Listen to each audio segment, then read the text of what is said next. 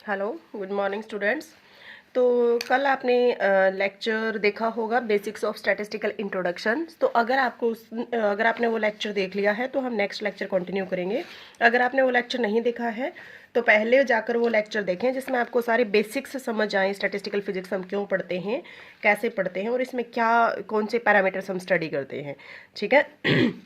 तो अगर आपने देख लिया है तो हम नेक्स्ट पार्ट कंटिन्यू करते हैं, दैट इज सिस्टम। सिस्टम क्या होता है? ठीक है। तो सिस्टम पार्ट ऑफ यूनिवर्स, वो पार्ट यूनिवर्स का जिसको जिसको हम क्या करते हैं, ऑब्जर्व करते हैं, स्टडी करते हैं उसकी। ठीक है। और वो सेपरेटेड होता है सराउंडिंग से। ठीक है। फॉर एग्जांपल हमारे पास ये गैस सिलेंडर है। ठीक है। गैस सिलेंडर है और इसमें जो गैस मॉलिक्यूल्स हैं, ठीक है, हम सिर्फ इंटरेस्टेड हैं इसी वाले पार्ट में, और जो बाहर जो पार्ट है वो क्या है, हमारा सराउंडिंग। तो सिस्टम को ऐसे कैसे डिफाइन करेंगे हम? Part of the universe which is under observation and separated from the universe. ठीक है। दो तरह के सिस्टम होते हैं आपके, माइक्रोस्कोपिक सिस्टम या स्मॉल लेवल पे बोलेंगे हम जिसको, और सेकंड क्या है हमारा, मैक्रोस्कोपिक सिस्टम, जिसको हम लार्ज स्केल की बात करेंगे। ठीक है। तो ये मैंने कल आपको बहुत अच्छे से समझाए थे, माइक्रोस्कोपिक और मैक्रोस्कोपिक। ठीक है। जो क्लासरूम वाला एग्जांपल दिया था कि टोटल स्टूडेंट है हमारे 100, वो मैक्रोस्कोपिक लेवल पे है। और इंडिविजुअल अगर हम इसमें देखें कि कौन सा स्टूडेंट कौन सी पर्टिकुलर क्लास से बिलोंग करता है, दैट इज माइक्रोस्कोपिक लेवल। ठीक है। अब माइक्रोस्कोपिक सिस्टम, एक स्मॉल सिस्टम कैसे, और ये माइक्रोस्कोपिक सिस्टम मतलब लार्ज स्केल पे सिस्टम, क्या है इसका मतलब? माइक्रोस्कोपिक का सिस्टम का मतलब ये है कि एक ऐसा सिस्टम जिसमें नंबर ऑफ पार्टिकल्स होते हैं, वो क्या कर सकते हैं, हम उनको काउंट कर सकें, वो क्या हो, हमारे काउंटेबल हो। ठीक है। और मैक्रोस्कोपिक सिस्टम वो जिसमें क्या है, हमारे जो नंबर ऑफ पार्टिकल्स है वो अनकाउंटेबल हो। ठीक है। एग्जाम्पल है जैसे न्यूक्लियस का। ठीक है। न्यूक्लियस में क्या होता है, जैसे प्रोटॉन न्यूट्रॉन होते हैं, तो इसमें क्या होते हैं, ये जो नंबर ऑफ पार्टिकल्स हम काउंट कर सकते हैं। आप छोटे से छोटा न्यूक्लियाई ले लीजिए, बड़े से बड़ा न्यूक्लियाई ले लीजिए। अगर हम छोटे से छोटे न्यूक्लियाई की बात करें, दैट इज हाइड्रोजन एटम। ठीक है। हाइड्रोजन एटम में हमारा 1 प्रोटॉन और 1 न्यूट्रॉन होता है। लेकिन जैसे जैसे हम अगर हायर न्यूक्लियाई की बात करें, अगर हम यूरेनियम की बात करें, तो ये कितना होता है हमारा, 232 और 92। ठीक है। तो इसमें पता है हमारे 92 क्या है, नंबर ऑफ प्रोटॉन्स है, और 232 माइनस 92 हमारे क्या हो गए, नंबर ऑफ न्यूट्रॉन्स। तो काउंट कर सकते हैं हम। ठीक है। लेकिन अगर एक ऐसा सिस्टम जिसमें अगर मैंने क्या ले लिया, एक गैस कंटेनर ले लिया और इसमें गैस ले ली, तो क्या हम गैस के पार्टिकल को काउंट कर सकते हैं? उसमें अप्रोक्सीमेट कितने पार्टिकल्स हैं, 10⁻23 एटम्स या मोलिक्यूल्स। इतने लार्ज नंबर ऑफ पार्टिकल्स जिसको हम काउंट नहीं कर सकते, that is the microscopic system. ठीक है। तो microscopic system and macroscopic system. Microscopic system कौन सा, जो स्मॉल लेवल्स पे है और जिसमें पार्टिकल्स क्या होते हैं, मेन हम आपने ये देखना है कि जो नंबर ऑफ पार्टिकल्स होते हैं दैट इज काउंटेबल, और इसमें जो नंबर ऑफ पार्टिकल्स हैं दैट इज अनकाउंटेबल। ठीक है।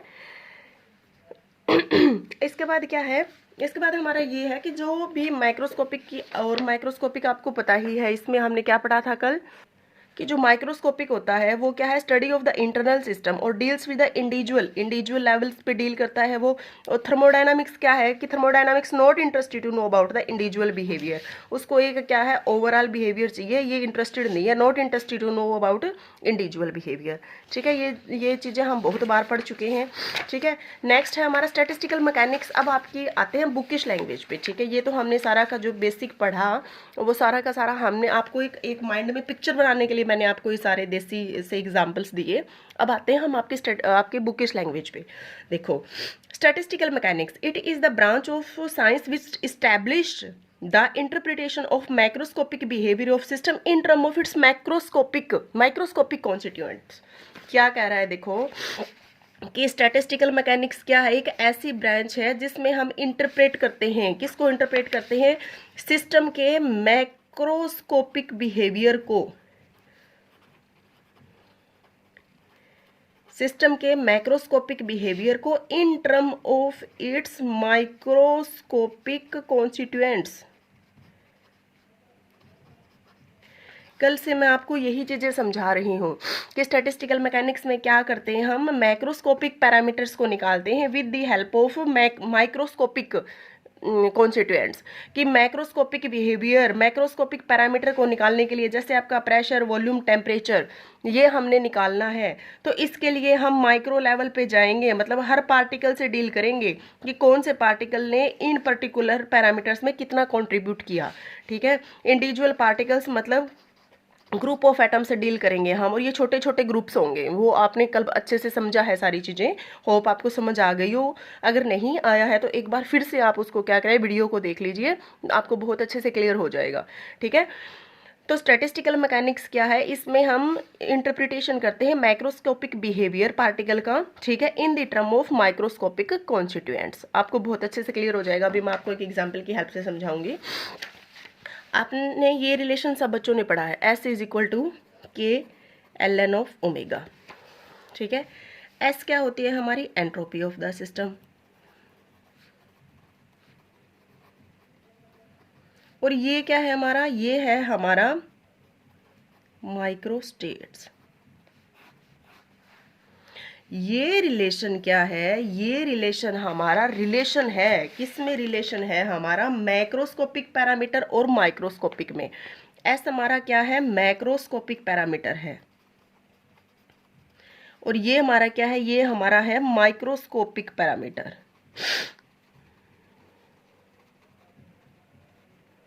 ये रिलेशन है किसमें, थर्मोडायनामिक्स और स्टैटिस्टिकल में। रिलेशन है किसमें, मैक्रोस्कोपिक और माइक्रोस्कोपिक में। ठीक है, तो एंट्रोपी को निकालते हैं हम किसकी हेल्प से, के हमारा कांस्टेंट है, लोगरिथम हमारा कांस्टेंट है, इसमें ये माइक्रोस्टेट वेरिएबल है। अब ये माइक्रोस्टेट हम कैसे निकालेंगे, क्या होता है, ये होती है हमारी नंबर ऑफ माइक्रोस्टेट्स। ठीक है, तो अब ये नंबर ऑफ माइक्रोस्टेट हम कैसे निकालेंगे और उसकी हेल्प से कैसे हम एंट्रोपी निकाल पाएंगे। ठीक है, ये हम कंक्लूड करेंगे। अब हम ये माइक्रोस्टेट निकालना सीखेंगे in the term of statistics. ठीक है, तो अब हम देखते हैं कि ये माइक्रोस्टेट्स हम निकाल लेंगे कैसे। ठीक है, तो माइक्रोस्टेट निकालने के लिए आप एक बेसिक सा एग्जांपल लीजिए। क्या किया हमने, 4 कॉइन है। ठीक है, लेट्स वी हैव 4 कॉइन्स, और इनको हमने क्या किया, टॉस किया, एक साथ टॉस किया। ठीक है, तो क्या प्रोबेबिलिटी है, क्या प्रोबेबिलिटी है, तो यहाँ पे हम लिखेंगे मैक्रोस्टेट, यहाँ पे हम लिखेंगे माइक्रोस्टेट, और यहाँ पे हम लिखेंगे फ्रीक्वेंसी या फिर प्रोबेबिलिटी। ठीक है, देखो क्या प्रोबेबिलिटी है, 30 का मतलब क्या है कि एक बार क्या आ सकता है, तीन कॉइन्स पे क्या आ सकता है, हेड आ सकता है, और चौथे पे क्या आ सकता है, टेल आ सकता है। ठीक है, दूसरी आपकी क्या है, 03 का मतलब क्या है कि हेड, ये जो तीनों हेड आने की जो प्रोबेबिलिटी है वो मान लिया 0 है। ठीक है, और क्या आ सकता है हमारा, 3 पे क्या आ सकता है, टेल आ सकता है। ठीक है, ये सॉरी मैंने 4 को नहीं है, ये मैंने 3 कॉइन्स को टॉस किया है। हाँ, 3 कॉइन्स को ही टॉस किया था, ना कि 4 कॉइन्स को। ठीक है, तो पहली प्रोबेबिलिटी क्या है कि तीनों पे हेड आ सकता है, चौथे पे मतलब कुछ भी ना आए। ठीक है, टेल वाला पोर्शन कुछ भी नहीं आएगा। फिर क्या है कि हेड नहीं आएगा, तीनों पे क्या प्रोबेबिलिटी है कि तीनों पे हमारा क्या आ जाए, टेल आ जाए। उसके बाद हमारी क्या प्रोबेबिलिटी है, उसके बाद हमारी प्रोबेबिलिटी है 2-1 की। 2-1 की मतलब क्या है कि 2 पे हेड आ जाए और तीसरे पे क्या आए, टेल आए। ठीक है, और क्या पॉसिबिलिटीज हो सकती है, देखो इसमें, उसमें क्या हो सकता है, अब 2 पे टेल आ जाए, 1 पे हेड आए, और 1 पे टेल आए और दूसरे पे हेड आए। ठीक है, ये प्रोबेबिलिटी हो सकती है, और तीसरे पे क्या आए, टेल आए। ठीक है, और क्या प्रोबेबिलिटी हो सकती है, 1-2 हो सकती है। 1-2 कैसे, पहले पे हेड आ जाए तो दूसरे पे क्या आएगा, 1 पे हेड 1 टेल आ सकता है। ठीक है, उसके बाद क्या है, इस पे टेल आ जाए तो इस पे क्या आ सकता है, टेल और हेड आ सकता है। उसके बाद क्या, इस पर टेल आ जाए और इसमें क्या आ सकता है, हेड और टेल आ सकता है। ठीक है, तो ये देखो कितने केसेस बने। इसके बाद में इसकी फ्रीक्वेंसी क्या हुई, 1, इसकी फ्रीक्वेंसी क्या हुई, 1, इसकी फ्रीक्वेंसी 3, और इसकी फ्रीक्वेंसी भी 3। और प्रोबेबिलिटी क्या होती है हमारी, प्रोबेबिलिटी आपको पता है कि most probable outcome divided by total outcomes. तो इसमें देखो टोटल आउटकम्स कितनी हो गई आपकी, 3, 3, 6, 7, 8, और ये कितनी है हमारी, इसकी प्रोबेबिलिटी क्या है आने की, 1, तो इसकी प्रोबेबिलिटी होगी 1/8। सिमिलरली इसकी प्रोबेबिलिटी भी क्या हो गई, 1/8, और इसकी प्रोबेबिलिटी क्या हो गई, 3 आउटकम्स हैं, फेवरेबल आउटकम्स 3 आ सकती हैं, टोटल कितनी है, 8। ऐसे इसमें कितनी फेवरेबल है, 3, और टोटल कितनी आ सकती है, 8। ठीक है, तो इस तरह से आप देखो इस क्वेश्चन में आपने डिटरमाइन किया क्या कि हमारी जो मैक्रो स्टेट है वो तो कितनी है हमारी, 4। कौन कौन सी है, 30, 03, 21 और 12। तो मैक्रो स्टेट्स तो हमारे पास कितनी आई, 4। और माइक्रो स्टेट देखो इसका इंटरनली हमने यहाँ पे सिर्फ ये कह दिया कि 2 1 माइक्रोस्टेट भाई, एक पर 2 आ सकता है, एक पर 1 आ सकता है, लेकिन इसके अंदर भी पॉसिबिलिटी इंटरनली हमने इसको फर्दर स्टडी किया ना कि इस 2 1 में भी कितनी प्रोबेबिलिटी हो सकती है। 2 बार हेड आ सकता है, तीसरे पे टेल, दोनों पे टेल आ सकता है, तीसरे पे हेड आ सकता है, पहले में टेल आ सकता है, दूसरे में हेड, तीसरे में टेल आ सकता है।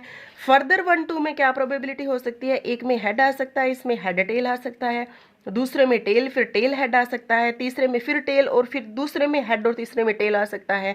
तो एक मैक्रो स्टेट में 3 माइक्रो स्टेट बन रही हैं, ऐसे इसी एक मैक्रो स्टेट में 3 मैक्रो स्टेट बन रही हैं, इनमें तो चलो एक एक ही बन रही हैं। तो टोटल मैक्रो स्टेट तो हुई हमारे पास 4 और माइक्रो स्टेट हमारे पास कितनी हो गई, 8। ठीक है, तो इस तरह से हम किसी भी सिस्टम की मैक्रो स्टेट और माइक्रो स्टेट निकाल सकते हैं। ठीक है, होप आपको क्लियर हो गया होगा कि क्या मैक्रो स्टेट होती है और क्या माइक्रो स्टेट होती है। ये फिजिक्स की टर्म में भी हमने समझ लिया, वो तो मैंने एक बेसिक से एग्जांपल्स दिए थे आपको, तो होप कि ये भी आपको अच्छे से समझ आ गए होंगे कि what is the macro state and what is the micro state. ठीक है, अब यही नंबर ऑफ माइक्रो स्टेट्स हम निकालना सीखेंगे डिफरेंट स्टैटिस्टिक्स में। ठीक है, आपको पता है जो हमारी स्टैटिस्टिक्स होती है वो कितने तरह की होती है, बेसिकली 2 तरह की डिफाइन करके चलते हैं हम। कौन कौन सी, क्लासिकल और क्वांटम।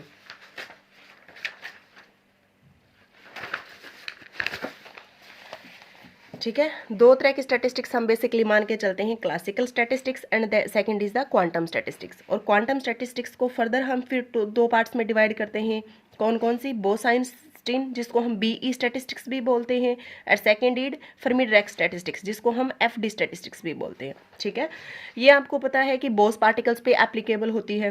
ठीक है, इंटीग्रल स्पिन होती है इनकी, और एग्जांपल्स इसका जैसे फोटोन की स्पिन क्या होती है, 1 होती है। ठीक है, इसी तरह जो हमारी एफडी स्टैटिस्टिक्स होती है वो फर्मियोन्स के लिए होती है या फर्मी पार्टिकल्स के लिए होती है। और हाफ ओड इंटीग्रल स्पिन, ये हमेशा क्या करते हैं स्टूडेंट्स हमेशा क्या करते हैं, हाफ इंटीग्रल स्पिन बोलते हैं। हाफ इंटीग्रल स्पिन जो बोलते हैं मोस्टली स्टूडेंट्स क्या है, गलत बोलते हैं। हाफ इंटीग्रल स्पिन का मतलब क्या हो गया, 1/2, 2/2, 3/2, 4/2, 5/2, मतलब हाफ का क्या है, मल्टीपल है ना आपका। ठीक है, इसका मतलब चलो ये तो हाफ इंटीग्रल हो गया, ये क्या हो गया, ये तो इंटीग्रल स्पिन हो गई ना। ऐसे ही मान लो कि 3/2 तो हो गई हाफ इंटीग्रल, 4/2 ये तो 2 आ गई, ये तो इंटीग्रल स्पिन हो गई। ठीक है, तो हमेशा मोस्ट ऑफ द स्टूडेंट क्या करते हैं, फ्लुएंसी में ऐसे बोल देते हैं कि ये फर्मी-डिराक स्टैटिस्टिक्स उन पार्टिकल के लिए एप्लीकेबल होती है जिन पार्टिकल की जो स्पिन होती है वो क्या होती है, हमारी हाफ इंटीग्रल। ठीक है, तो आगे से आपको ये गलती नहीं करनी, आपको हाफ इंटीग्रल नहीं बोलना, आपको क्या बोलना है, हाफ ओड इंटीग्रल। ठीक है, तो फर्मी स्टैटिस्टिक्स को होती है हाफ ओड इंटीग्रल, उसकी स्पिन इसकी क्या होती है, प्लस माइनस हाफ, प्लस भी हो सकती है और माइनस भी हो सकती है।